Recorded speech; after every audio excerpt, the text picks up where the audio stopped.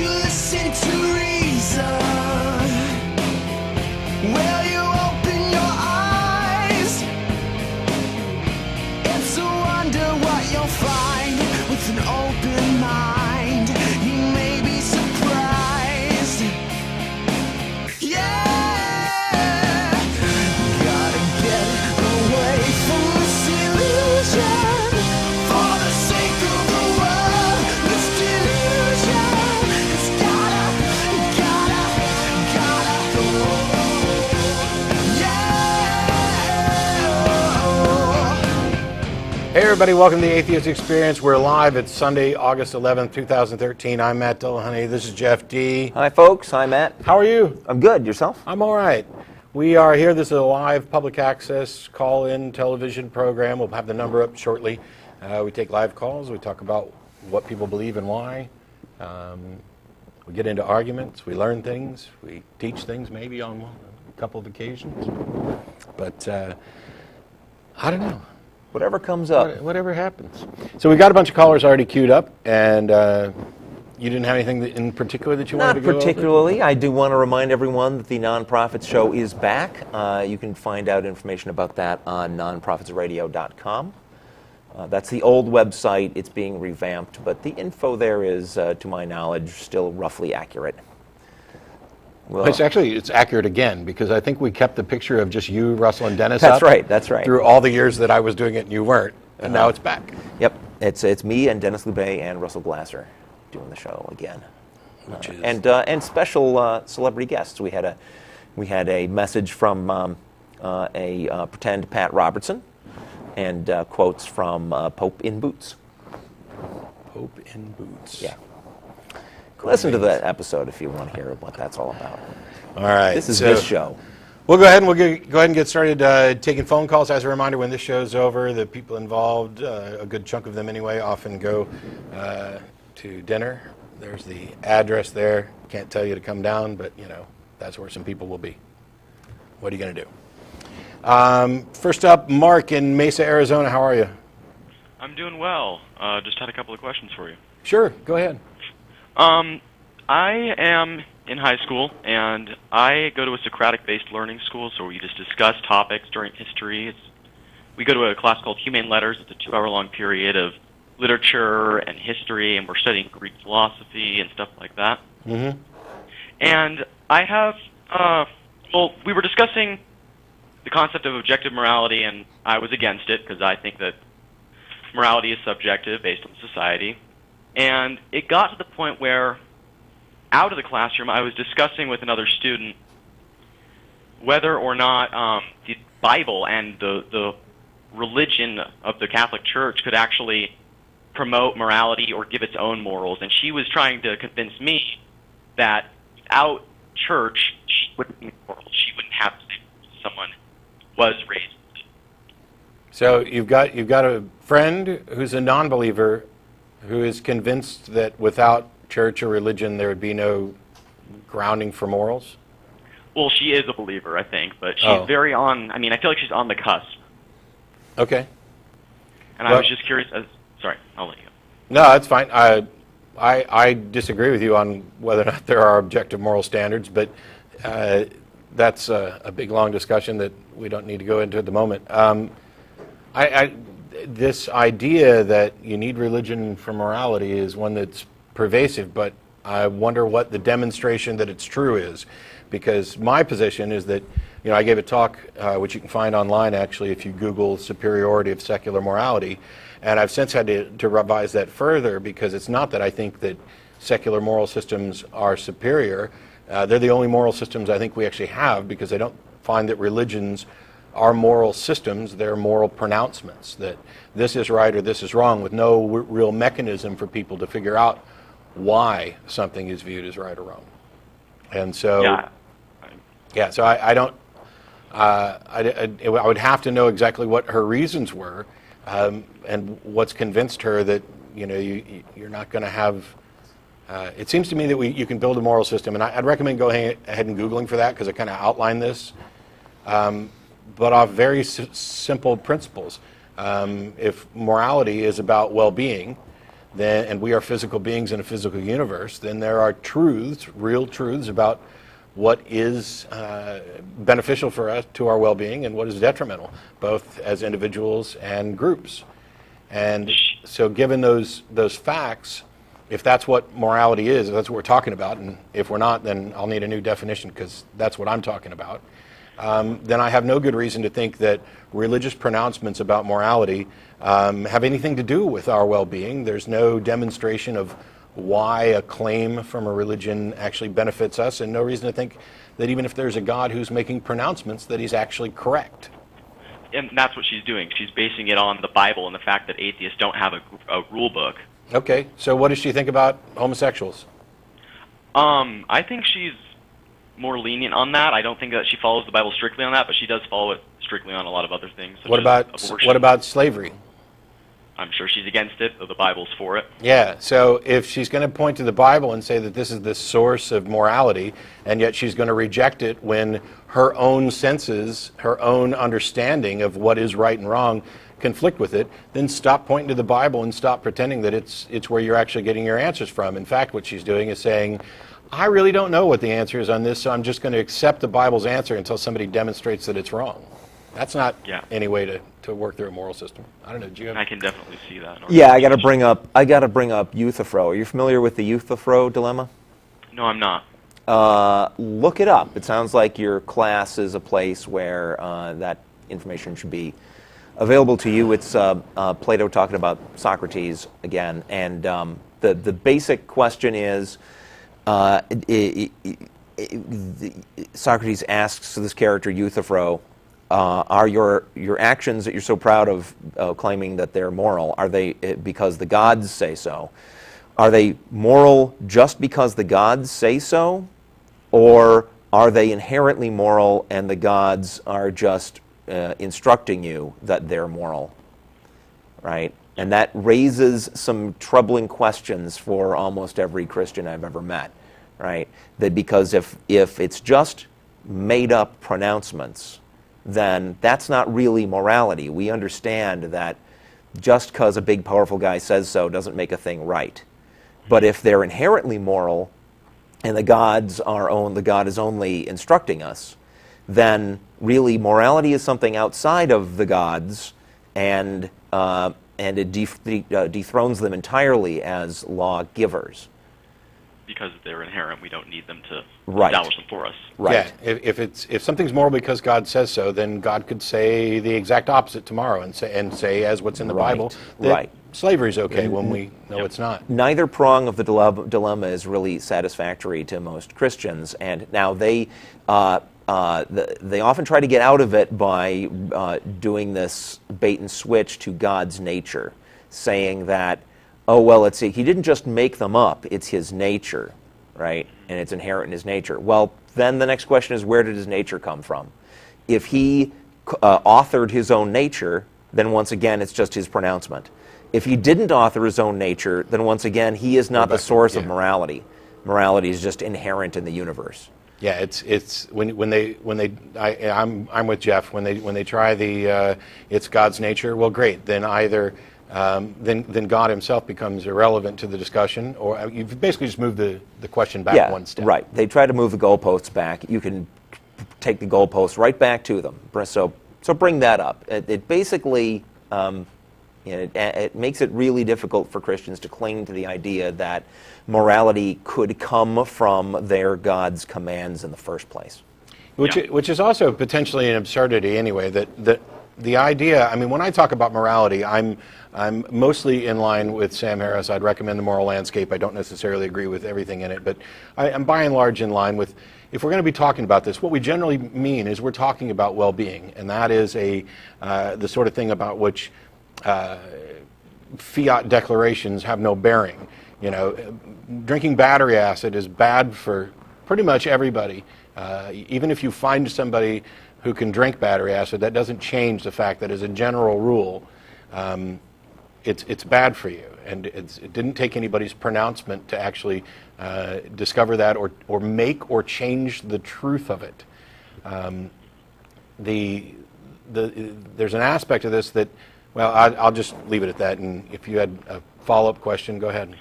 Another thing, I was talking to my father, and I was pulling examples from the Bible of how if God really is condoning a lot of these actions, he's a bad, he's a really mean guy. I mean, slavery, you get stoned for being sexual, you should kill your children if they're bad. I mean, and then I was pulling these up, and he believes in the Bible, but then he's saying to me, well, can you prove God said these things? Can you prove God condoned these? And I'm saying, of course not. They're the invention of man to condone this.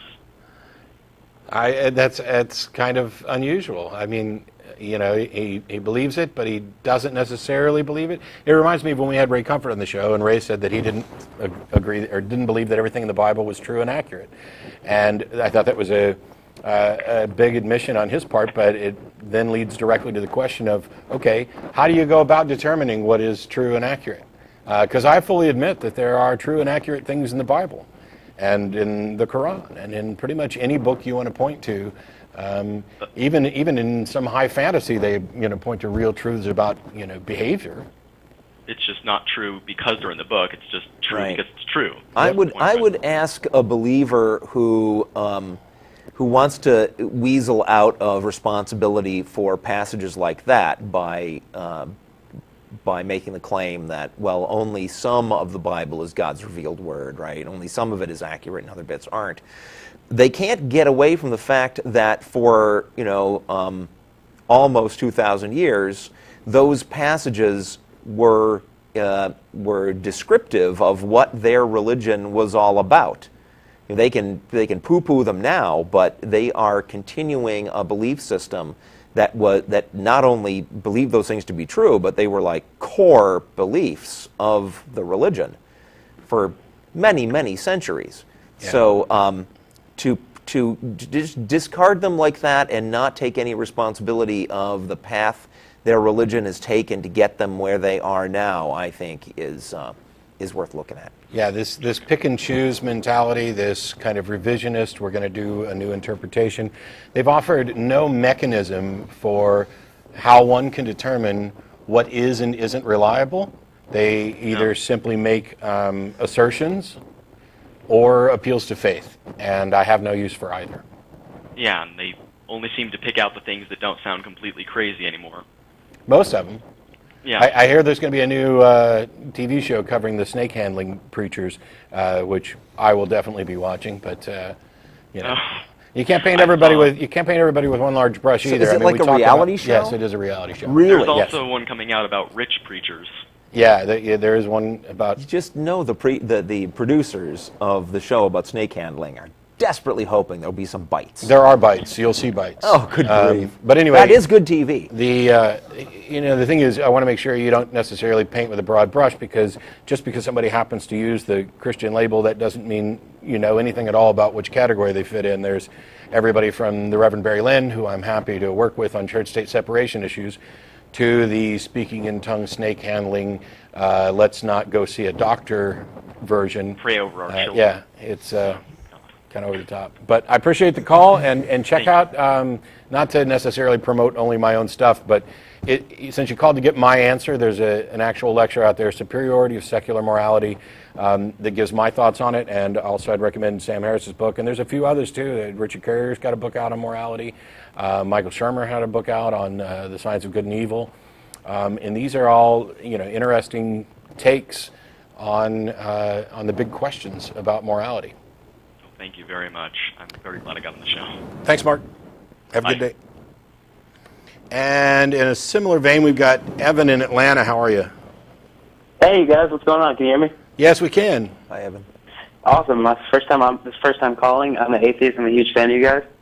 Well, thanks. I was talking to a theist the other day, and we were talking about morality, because it usually comes around to that, as you know, Matt, from your debates.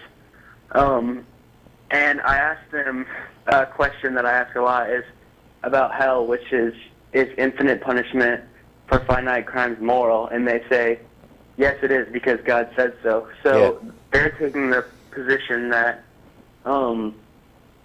things are moral because God says so. Yep. And I don't know how. I mean, I know it's wrong and stupid, but I don't know what to say to that. Where do you go from there? If God told you to sacrifice your son to him, would you do it? I mean, Yeah. if they're really saying that this is just because God said so, because God said so is their reason, then I feel sorry for them.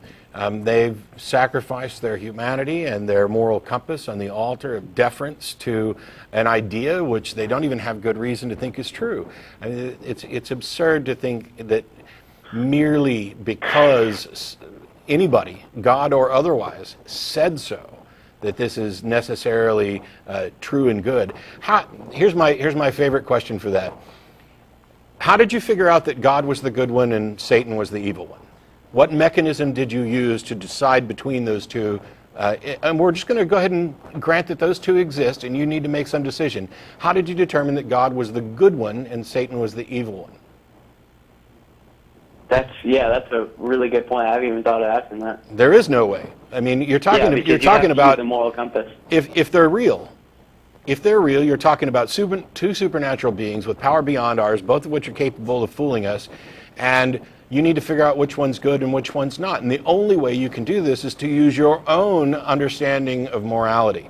And what do you have to do then? Well, you have to figure out what it is that you're talking about, what it is, what mechanisms you're going to use to try to determine. And that makes the two of them irrelevant. And therefore, I can judge both of them to be, perhaps immoral on occasions and good on occasions. I mean, the Gnostics knew about this ages ago when they wrote about the absurd Genesis account. And when you look at the Genesis account, now I'm not assuming that the talking snake was necessarily Satan. That depends on whose tradition you want to read. But if you look at that account, the snake was telling the truth, right down the line. God says, right, you're going to die when you eat this? No, you won't. You're actually just going to get knowledge. What is the Bible say that God says? Look, man has eaten of this and has become like us, which is exactly what the snake said would happen.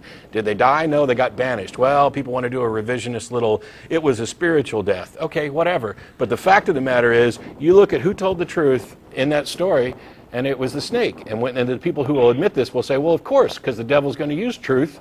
All it takes is a little bitty lie in the truth. And they're absolutely right. You're going to be more convincing in con jobs if you're mostly sticking to the truth and just insert the lie. I understand. I agree. Now, how did you determine that God is the good one sufficiently for you to say everything God says is true and good? You can't demonstrate that. I love that. That's exactly what I needed. Cool. Thanks, Evan. I got a bunch of other callers waiting, but I appreciate it. All right. Thanks. Thanks. All right. We've got Andrew in Allentown. Thanks for waiting. Hey, what's up? How's the weather down in Texas? Hot. Really hot. Okay. My air conditioner went out yesterday, but we got it fixed. Oof. Oh, good. But here's my question. From my perspective of being a YouTube user, I'm username same as you. I'm noticing like a new fanaticism against theism these days. It seems like fanaticism against theism? Yeah, it seems like every time I bring up an argument, there's always straw man arguments against it. I know there's like a principle. So can you give like an example of one of your arguments in the straw man against it? Well, I mean, there's loads of them. Like, I would say God is a mind, and then it's like, well, mind is a thinking. They would go back and resort to a brain, and how a mind can't exist without a brain. And so how is that a straw man? Yeah, I don't understand how that's a straw man is when you erect something that is false. Where are the examples of minds that exist apart from physical brains? Where are they? There's been scientific studies. I mean, this is throwing off my whole argument. But there's been scientific studies that plants have like a mental activity where they can communicate with each other underneath the ground. Andrew, even granting that there's something going on in plants that's like a mind, the plant is then using its physical form to do that, to do whatever it is it's doing that you're referring to, right? I mean, the plant is not a ghost. It's a physical thing. So we're back to the same question. Where are these examples of minds that exist without some kind of physical substrate? The default position. It would absolutely be the default position because, let me think. Because when we're born, we actually have self-consciousness, whereas we have to learn how to relate to the physical world. That comes over time. What does that have to do with anything? Understand how. Yeah, Of course, some people know more stuff than others. We do learn things. What does that have to do with anything? No, I mean, just the idea of consciousness. It's not something that we learn. It's just there by the time when we're born. Yeah, consciousness is something that is produced by the functioning of our brains. That's right. So what's your point? Yeah, but there's no real physical evidence of that. I mean, how can you tell the difference between there is a person programmed? Andrew, it's not that there is no physical evidence that the brain is making. Evidence. All of it is. You just said there's no physical evidence that the brains are making the consciousness. But every time that we encounter clear evidence of consciousness, there's some physical processor that is producing it, or that there's some physical processor that appears to be producing it. I'll soften my position to that. Okay. And no evidence of anything external or supernatural or spiritual, right, active or required. And not only no evidence, there's no theory based on evidence of how that could even happen. Okay. So you got nothing. Well, not necessarily. Yes, necessarily. You have nothing. Here's a few examples. I just want to say, though, first of all, this was not my best example of a straw man argument, I admit. But we asked you for one. This is the one you gave us. So hang on, Andrew. We didn't choose to steer you down this particular path to beat up on it. You came on and said that there's more of a, I forget the word you used. Fanatical attack on theistic positions, and a bunch of atheists that are using straw men. Now, I will fully acknowledge that out there on YouTube, it's a mixed bag. There are some people that are going to make brilliant arguments, and there's some people who are going to make terrible arguments. I hear terrible arguments from atheists, and I've called people out on them. I called Sam Harris out on this nonsense that the Bible says pi equals 3. Michael Shermer said something the other day on Twitter that, at first blush looks kind of impressive, but when you actually look a little deeper, it was not really a good argument. The thing is, I don't think Shermer meant it that way. I think he was just kind of having a bit of fun. But if you're going to say that people are strawmanning your arguments, and I ask you for an example, you don't get to cry foul when we say no, in fact, they're not strawmanning you. Well, let me just run through a quick list, and then I'll bring up some more strawman arguments. About minds existing without brains. There's heart transplant patients that, when their hearts are transplanted from one patient to another, they actually receive memories of the donor. No, they don't. Andrew, once again, Andrew, just a moment, Andrew. Even taking that rather ludicrous claim at face value, what just happened there? A physical part of one body got moved physically into another body. So that still doesn't go anywhere near supporting your claim that consciousnesses can be these non-physical things that waft around or do not require a physical form to live in. Not to mention, but it wasn't a brain. Come on! You're going to play that, and we already went over this with plants, right? You claimed plants had some kind of thing that was kind of like consciousness. Okay, fine. A plant is still a physical object. A heart is still a physical object. That's true. This thing you're calling God, where's God's plant fibers or his heart or his brain or any of that stuff? But even in addition to that, first of all, I don't believe for a second that this claim that somebody got a heart transplant and got memories along with it. I don't believe that. I think, matter of fact, I would suspect that somebody would be getting a Nobel Prize for demonstrating that this is actually true, and that it wouldn't probably appear in glurge creationist nonsense.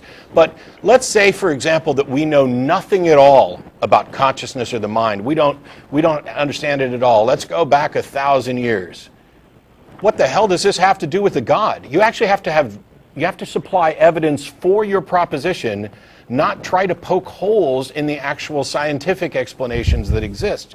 Because if we don't know the answer to something, that doesn't mean that there's a God and a magical spirit that produces consciousness any more than it demonstrates that Thor threw lightning bolts before we knew what they were. Well, there's the whole monad argument of Leibniz. I'm not sure if you're familiar with that. I'm not even sure you listened to what I just said. Well, no, I did. This is what you said. You said even if we go back throughout all of history and we check all the physical evidence related to scientists, there's no connection with that with the God claim. Yeah, that's not quite what I said, but go ahead.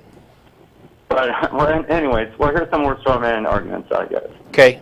It's basically like the most, like from the Bible. Like they take things from the Bible, and they, even though I'm just using,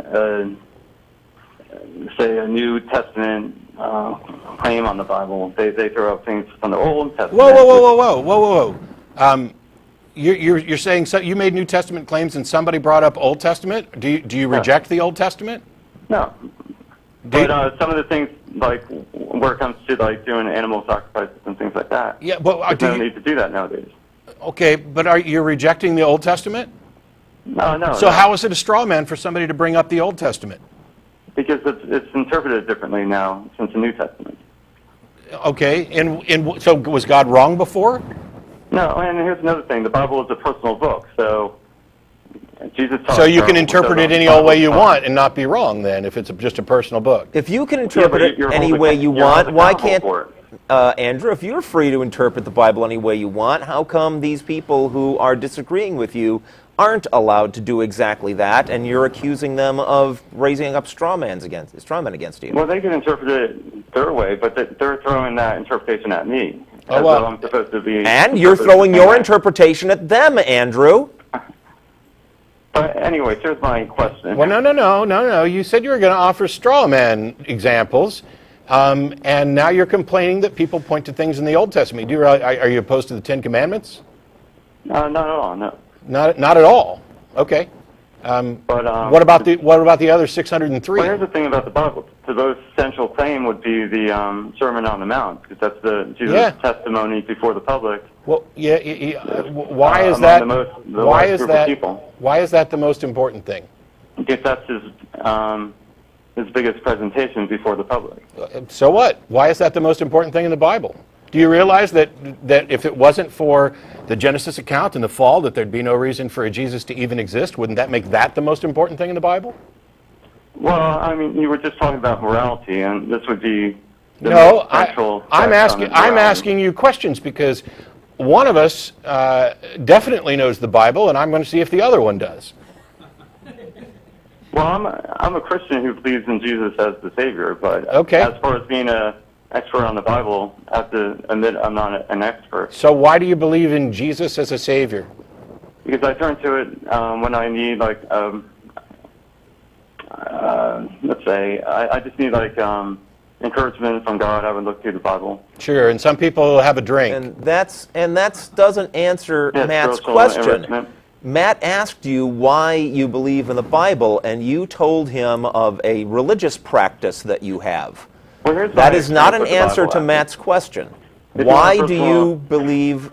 Well, how exactly would you phrase it? Why did you believe in Jesus? Yeah.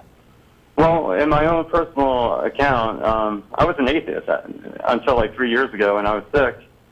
And, sure, I was an atheist for the first 4 or 5 years of my life, but go ahead. You were sick? I used to argue against religion.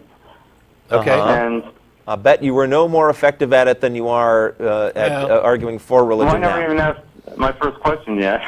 Okay. But anyways, but then I was sick. I was in the hospital, and I was sent home. And I wasn't feeling well even when I was sent home. And a Christian friend of mine told me to open the Bible, and then to just randomly open to a page. Mm-hmm. I did that, and I ran. There was a psalm, walking through the valley of death, and that was the first thing I opened to. Okay. And I talked to my sister, and she said, I told her I wasn't feeling well. She said, just stay at home, because I've been through the emergency room a few times already. So I talked to my family. They said, stay home. But when I read that passage, it kind of like irked me. So I went back to the hospital, and as it turns out, if I didn't go back at that time, I would have died. Okay, so you weren't feeling very well, and somebody had you open the Bible at random, and the Bible didn't say anything about go to the hospital because you're about to die. But it irked you, and you decided to take that action. And based on that, you are accepting that the Bible is true and Jesus is Lord. Well, here's another thing. I was writing. Hang on, that was a question. That was a question. Yes, that's true. Yes. Okay, so when you Yeah. say you were an atheist before, I have no problem accepting that. Were you ever a skeptic or a critical thinker? Because Oh yeah. In fact, I just wrote a book about proving God was nothing. I want to prove God was nothing. yeah,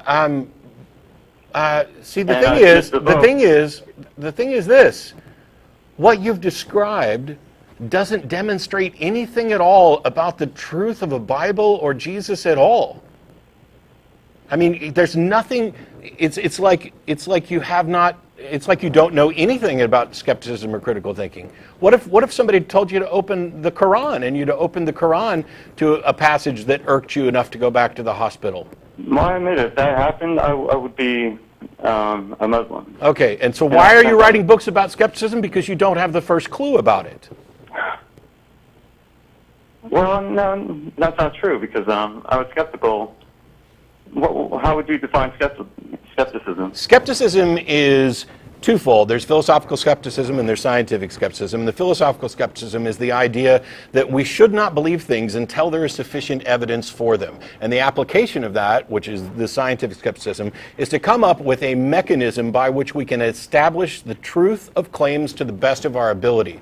It involves the tools of science and critical thinking. It does not involve, hey, I got a feeling and I'm going to use the fallacy, I'm going to make a fallacious argument that of causation or truth by either circling the hits and avoiding the misses, or just it's your argument, or your argument about what you read in the Bible is so fallacious that it is beyond my capabilities to identify the exact fallacy in it right now. That's how bizarre it is. Jesus taught in parables. Jesus is God, so the Bible teaches in parables. It seems to make sense. But anyway, Can we just lose this Yeah, guy? I'm sorry. You said you hadn't got to your question. I'm going to let you ask your question, and then we're probably pretty much done, because Jesus spoke in parables. Jesus was God, therefore the Bible speaks in parables. Is another one of the. I ask your question. Well, your show says it accepts only physical evidence from its callers. I think that's what you were relating to. What's physically demonstrable? But nowhere at the beginning of the show does it state that disclosure. So What? Nowhere at the beginning of the show do you state that you only want to hear physical evidence from your callers. How many times have you called this show, Andrew? I recognize you from Oh, yeah. previous shows. You haven't figured that out by now? Yeah, and first of all, it's not just physical evidence. I want actual good evidence. If you could demonstrate, see, here's the thing. We can only investigate scientifically those things that are in the natural world. There's this barrier that we can't go beyond. But if there's something beyond that barrier that manifests in reality, we can test for the phenomenon. That's what we do in every case when, for example, psychic mediums claim to be speaking to the dead. We can't actually investigate whether or not they're speaking from the dead. What we can do is investigate the veracity of their claims. Are they getting good information? Is there good reason to think that there's something beyond this?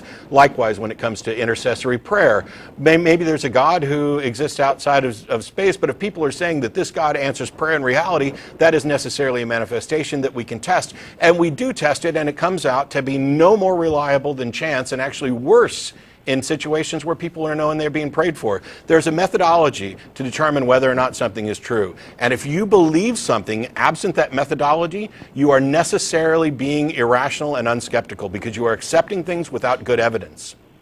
Well, you're saying like theists are doomed to be delusional in the same sense that fundamentalists claim No, that they're not believers, doomed, non-believers Andrew. are doomed to hell. Andrew, they're not doomed to be delusional at all. I'm not sure those words or anything like those actually came out of my mouth. If I thought people were doomed to be delusional, I wouldn't be wasting my time trying to disabuse them of their delusions. There certainly could be people out there who have sufficient evidence and have analyzed that evidence with sufficient careful thought and clarity that they have a valid reason to believe in some of the things you believe. You're not one of those people, but they could be out there. Well, I think your position was, even you're not doomed, because you could stop. well, your position was if you don't have physical evidence, then how can you distinguish your belief from a delusion? I Okay, think that was how? the position of Explain your then. show. Fine, explain then. You have an answer to that question? Sort of, but in debating, there's something known as the principle of charity, which is where you try to judge or promote the opposing view as the best possible interpretation. So if you take the principle of charity and apply it to a spiritual person, they're not going to have a physical argument. Like, they're not going to... No, sorry. It's a category mistake. Sorry. No. We're not having formal debate, even if what you say is true, and I have no idea whether it is. But even if it is, this is not a formal debate, right? Here, we are asking for you to come up with, to present us with the reasons why you believe what you believe, and if we think those reasons make no sense, we're going to tell you. That's what we do on the show. The principle of charity is such that you don't attempt to misrepresent your opponent's positions or hold them to standards beyond theirs. What I'm doing is saying that your standards are insufficient. You have demonstrated, if my position is, it's not there is no God, there is nothing supernatural, it is, if you are convinced that the supernatural exists, I want to know why so that I can determine whether or not you are rationally justified or not. And when you offer nothing more than I randomly opened a book and it said absolutely nothing about my situation, but it irked me enough to go back to the hospital, you are not demonstrating anything even the most charitable person on the planet would call a rational argument. And you're calling in to complain that people are strawmanning you when you couldn't argue your way out of a paper bag. Well, it's like you're asking me to physically provide evidence of my most introspective thoughts. Andrew, not once have I said, please provide physical evidence of your innermost thoughts. I've asked you what your reasons are for believing and talked about whether or not I find them acceptable. If you're going to keep misrepresenting what I actually said in order to keep your delusions safe from interference, then I will just hang up. So what was your question that you didn't get to ask? Well, I was wondering how you encourage open debate without resorting to straw man arguments. But the point Since you don't know a straw man from a paper bag, there's your answer. I just flipped a coin, and on heads, we should hang up on him. And it came up heads, so now not only did you do the right thing and hang up on him, I also worship Abraham Lincoln. Oh my gosh, that is so awesome. Penny for your thoughts, and a little less for some others. Wow. But, all right. Let me,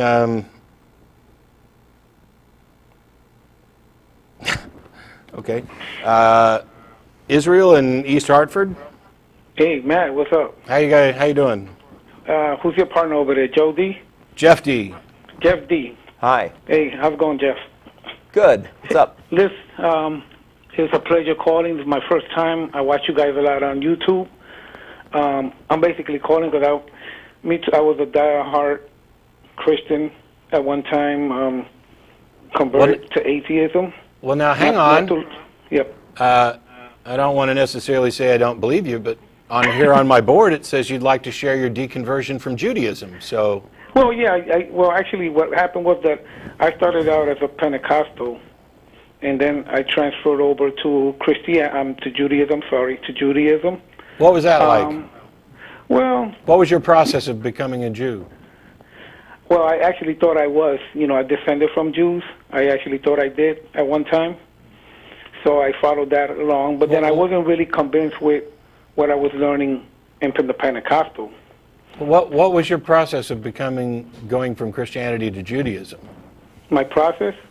Yeah, I mean, You mean the reason why I transferred over? No, I mean, how did you go about becoming a Jew? Oh, I just basically started going to synagogue, and I was supposed to get circumcised and all the other laws that you have to go through in order to become a Jew. Okay. But I never got that far. Oh, okay. And then, I started thinking, because I watch you guys on YouTube a lot, and the things that you say sometimes that, your family, well, I don't know about all your family, but some of your family completely turned their back on you. Am I right? Sort of? Not me, but yeah, other people. Other people? Yeah, some of my wife's family has turned their backs on her. Okay. Nobody's cut me off in my family. Okay. I have friends that don't speak to me anymore. Well, I had that problem I have that problem myself. I had that problem actually when I was in Judaism. They all turned their back because they thought, I said I didn't believe in Jesus, but that I believed in, in Judaism, but not that Jesus was the Messiah. But of course, they turned their backs on me completely. And now that I decided I am an atheist, I just flat out don't believe anything by studying the Bible and realizing that what I'm, everything I learned was a hoax. So here I am. I'm a born-again atheist. And I listen to you guys a lot, and it's like, breath of fresh air listening to you guys. I learn a lot from you. I also debate a lot of theists. I also heard Do you straw man them? No, but I do study a lot, which I wish I knew more science like you guys did, but I debate mostly the Bible, and I look up things, and I try to pinpoint things that I think are not true. Like, for example, everybody knows that the four Gospels, they had no names. They were anonymous. And there was a guy named Theophilus. I think it was in 180 A.D., he actually was the bishop of Antioch. He was the one that added those names in there. Matthew, Mark, Luke, and John. The names are a matter of church tradition, and I don't know that we've actually can pin down. No, what I'm basically saying is that Theophilus, who was a bishop in Antioch in the 180 A.D., was the one that actually, from what I understand, was the one that actually put the names in there. Matthew, Mark, Luke, and John. Yeah, that's what I'm saying is that, well, anyway, go ahead.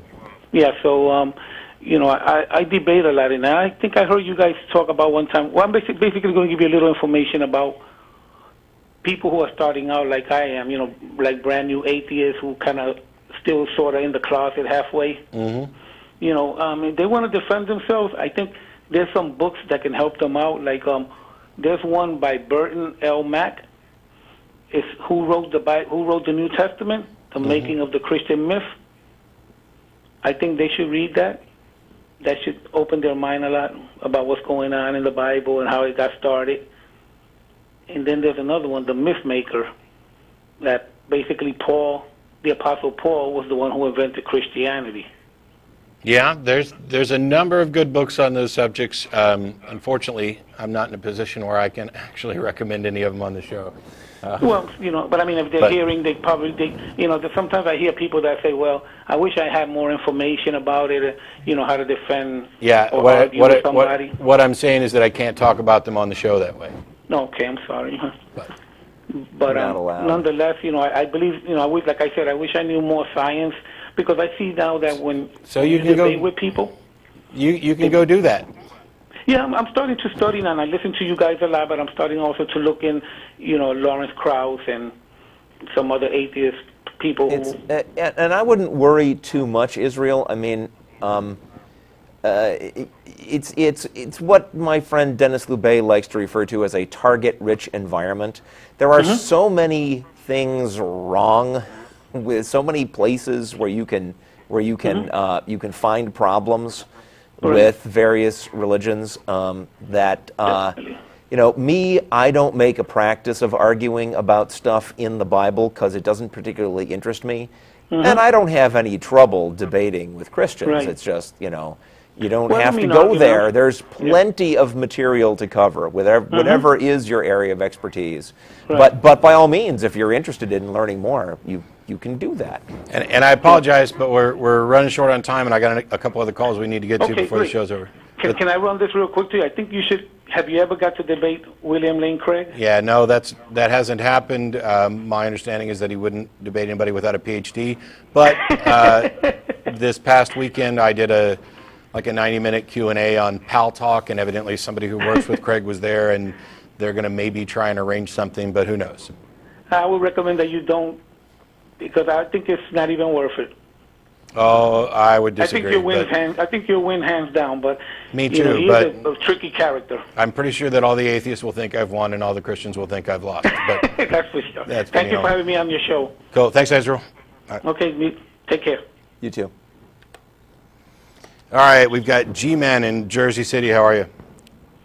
I'm good. I spoke to Matt Dillahunty on my YouTube channel not too long ago. Yeah. He was, yeah, how you doing, Matt? I'm all right. You had promised a call today, and when all the lines were full and there was a theist on there, I thought maybe it was you, but it wasn't. So what have you got for us?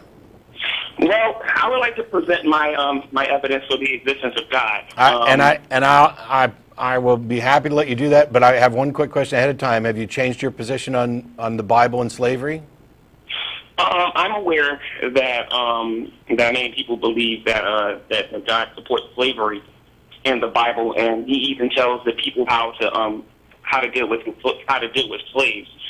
But I think there's a misconception about slavery in the Bible versus the slavery that you see going on in the transatlantic trade. Okay, stop, because not only did I give you this information, I specifically addressed it.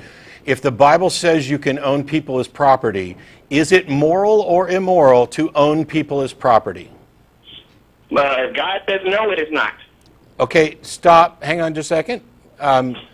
It sounded to me like you said that whether or not it's moral depends on what God says. So if God says slavery's okay, then slavery's okay?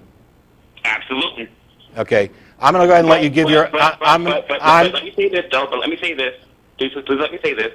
There is no commandment in the Bible where God says, "Thou shalt have slaves." Oh my God! Oh my God! Oh my! I'm going to go ahead and let you make your argument for the existence of God, but you might, after we had this conversation and after you looked it up, you are so desperate to make excuses that you will sacrifice your humanity and your morality and say, "Nope, slavery might have been all right if God said so." That is absolutely disgusting.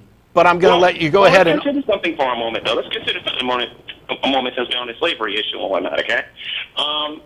You saw the video I made concerning slavery amongst the Hebrews and whatnot. Yes, right?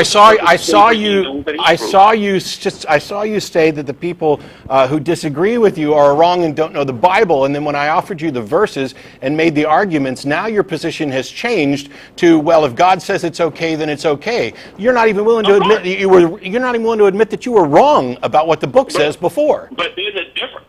No, it's not. My point is my point is that you will not admit that you were wrong about what you said when you were wrong and demonstrated to be wrong. Instead, you change your argument to be that if God says it's okay, then it's okay.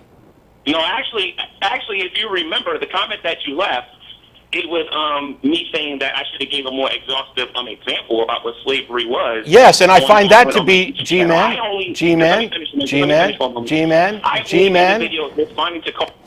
I find that to be completely dishonest too, because saying you should have given a more exhaustive treatment does not do anything to change the fact that you were wrong. Demonstrably wrong. And you will let me get a word in, and I can explain why. I tell you what. I tell you what. Whether or not you get another word in depends on the next things that you say.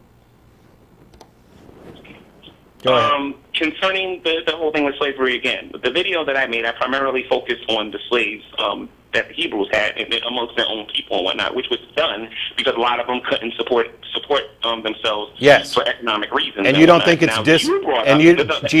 G-Man, hello? Yeah. You don't think it's dishonest to only focus on Hebrew slaves and claim what you said was, the Bible says you have to let slaves go after 7 years, and what I showed you was that you were only talking about Hebrews who owned other Hebrew slaves because that rule only applied to fellow Jews. You portrayed it as the Bible's position on slavery when in fact it was the Bible's position on Jews. It was a special set of circumstances for them, and it includes a loophole by which you can enslave them forever. And you don't find that it was dishonest to say that? Wait a minute. There is no loophole. There is no loophole in the Bible that says that I bet you a paycheck. That's how you interpreted it. No. But can I present my evidence? No, actually, you can't present a damn thing just yet because I already provided you the passage. I'm not even going to look it up. It's Exodus 21, and after it says that you must let them go after serving 7 years, it says if they came in with a wife, that wife leaves to them. But if you gave them a wife, and they come to you and say, I don't want to leave my wife. You then take them before the elders of the town, and they say, I love my master, and I want to stay with my master. You drive a spike through the air to mark that they are yours, and they become your property forever. The Bible describes exactly how you can enslave your fellow Jews forever, and that is get them single and marry them off, because their wives and their kids remain your property if they didn't come into the slave situation with them. That, my friend, is an absolute loophole, which I already told you about. You are going to disagree on. Then you're wrong. You're wrong. You're wrong, and you're done. It is blatantly written there, word for word. Move on to your argument for the existence of God. Okay, so we agree to disagree on the slavery. No, you're done. Bye. This is not agreeing to disagree. I'm going to pull up the passage right here, and I'm going to read it to you. Exodus, come here, computer. Exodus 21. Because I want to make sure that I don't misrepresent it. Because what you did, for those people who are interested, G-Man has a channel where he tries to make excuses for the Bible and slavery by saying, well, slavery wasn't like that. It was just indentured servitude. No, it wasn't. Slavery isn't like that. The Bible says you got to let them go after 7 years. No, it wasn't. You were absolutely dishonest in everything that you said about there. I provided you the verses and gave you ample opportunity to be prepared for this before you walked onto this show today, where I said I would embarrass you if you did not acknowledge that you were being dishonest.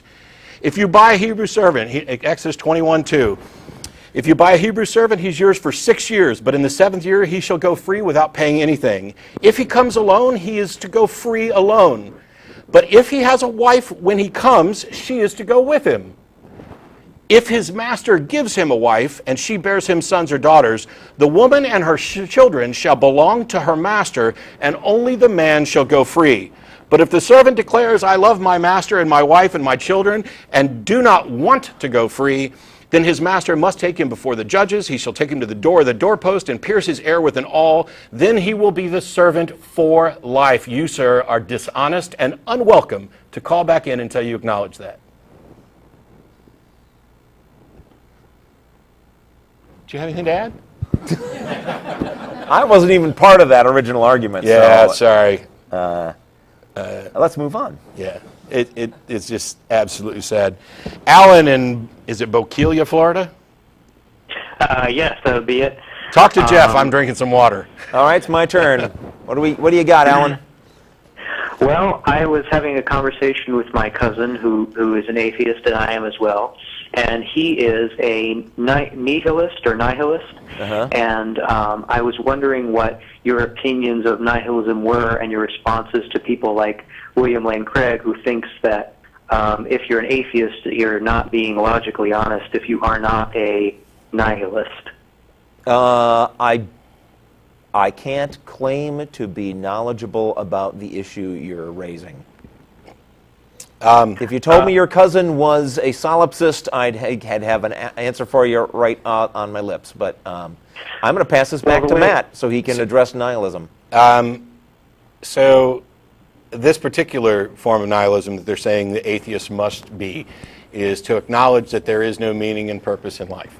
And quite frankly, this is utterly dishonest because it's a little bit of a bait and switch. I'm perfectly happy acknowledging that there is no meaning and purpose in life the way Craig seems to think that there is.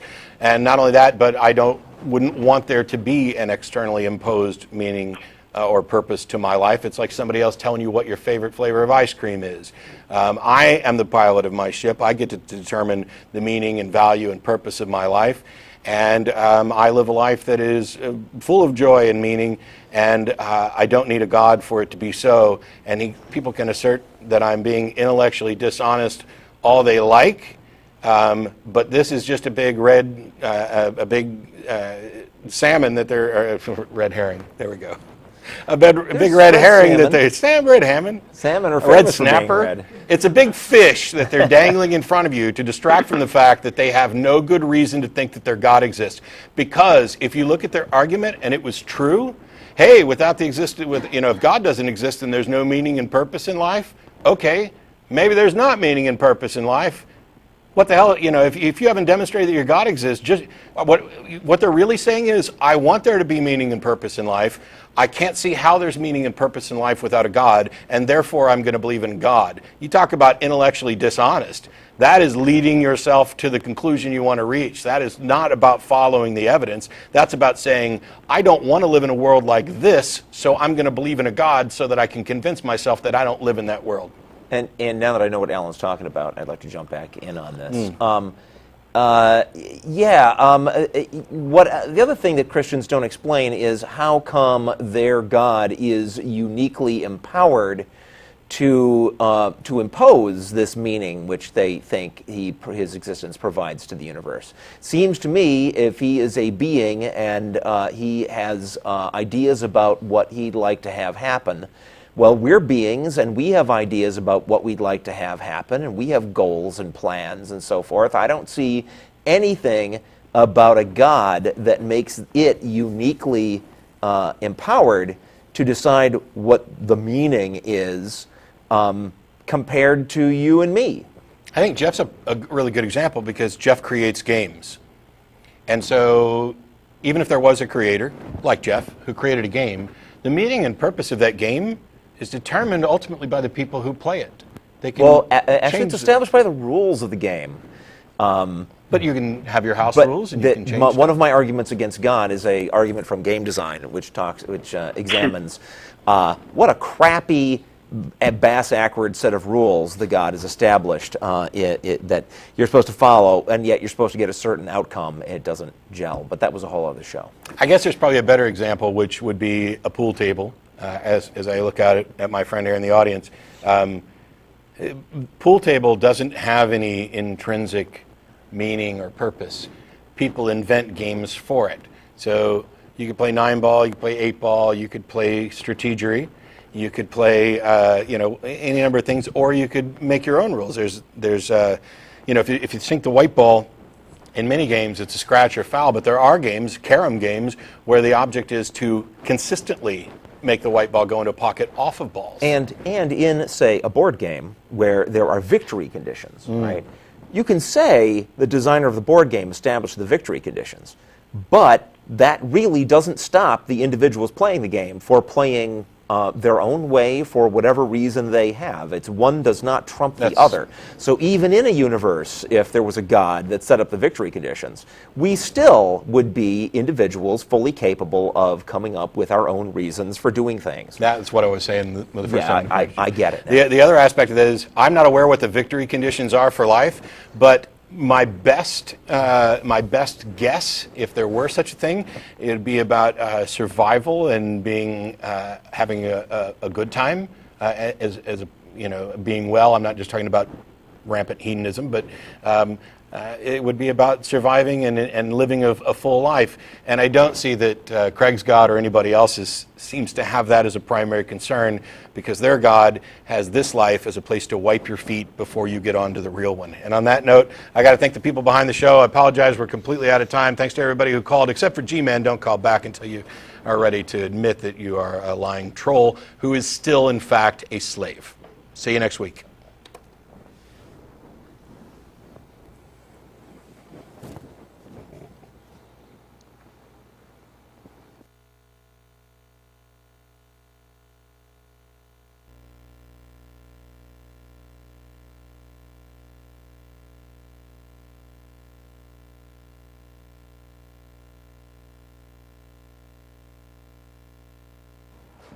I'm going to take one call. Oh, he hung up. Take another one. So, Matt from Boston, if you're actually watching.